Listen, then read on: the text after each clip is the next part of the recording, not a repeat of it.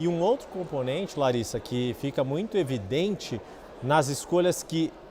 Lula tem feito neste mandato, e Jorge Messias também reflete, assim como Cristiano Zanin e Flávio Dino, além desta trajetória, em alguns casos, por exemplo, de Flávio Dino e agora de Messias, mas é a questão da confiança. E me parece que, de fato,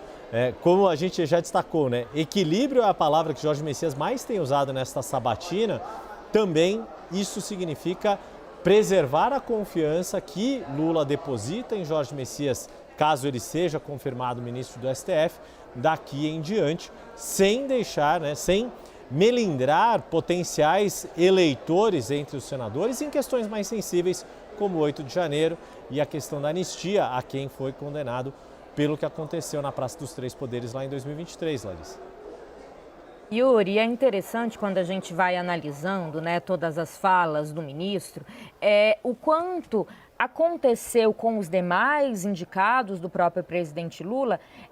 essa tentativa de sobressair a um posicionamento de Lula. O que isso significa? Apesar de termos ali diversas tendências de apoio ao governo do PT, em alguns temas caros à sociedade, seja aborto, seja a questão do 8 de janeiro, a igualdade ali entre homens e mulheres, Messias tem se posicionado, e a gente trouxe isso no início do programa, muito em cima do que traz a Constituição, tentando se abster de opiniões pessoais. E outro detalhe importante, e isso cabe a todos praticamente, eu não me lembro de um que não tenha feito, se vocês lembrarem,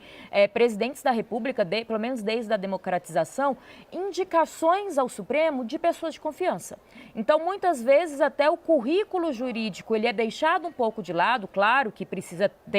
para ser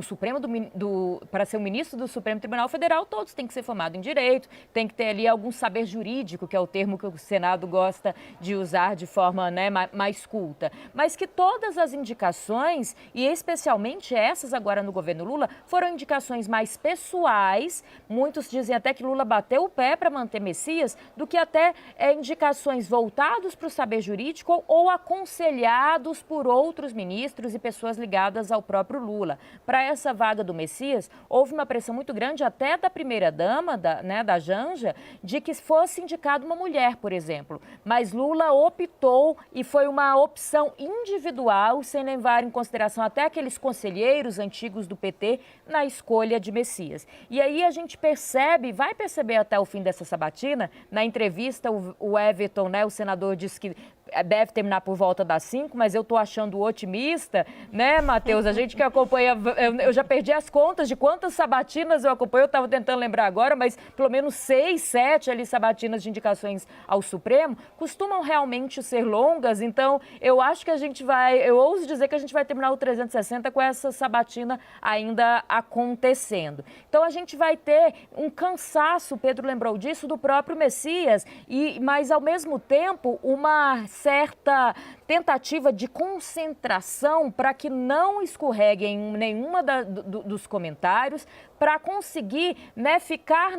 nesse quase que em cima de um muro ali, para não desagradar essa confiança do presidente Lula, mas para ter votos suficientes para essa aprovação. Eu conversei agora há pouco com alguns integrantes, Yuri, se me permite, não foi a sua pergunta, mas só para trazer essa informação ali do Palácio do Planalto, e também mandei mensagem para algumas pessoas da oposição. Há um certo otimismo crescente, eu ouso dizer, do Palácio do Planalto, desde que se começou a sabatina para o que a gente tem agora. Antes se falava ali numa votação de 44 votos,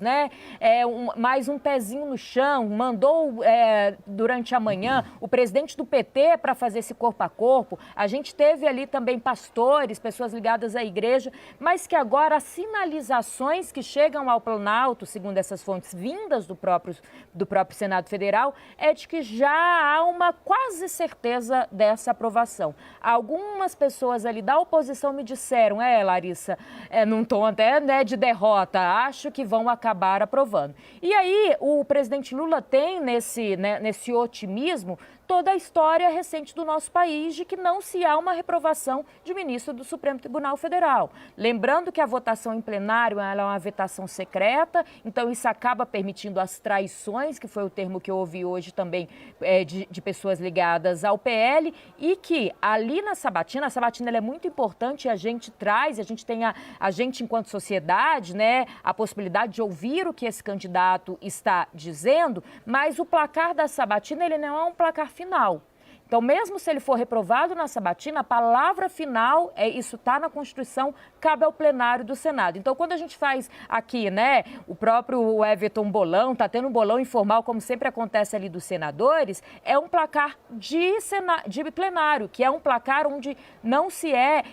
demonstrado quem votou a favor, quem votou contra. Então, para encerrar, é importante dizer, vai sim continuar essa sabatina ali, o AGU tentando se equilibrar entre os dois polos, né, entre agradar os senadores, não desagradar Lula, e a gente deve ter uma sabatina arrastada, mas o otimismo no Palácio do Planalto ele é crescente, assim como vai acontecendo todas essas respostas do ainda advogado-geral da União, Débora e Yuri.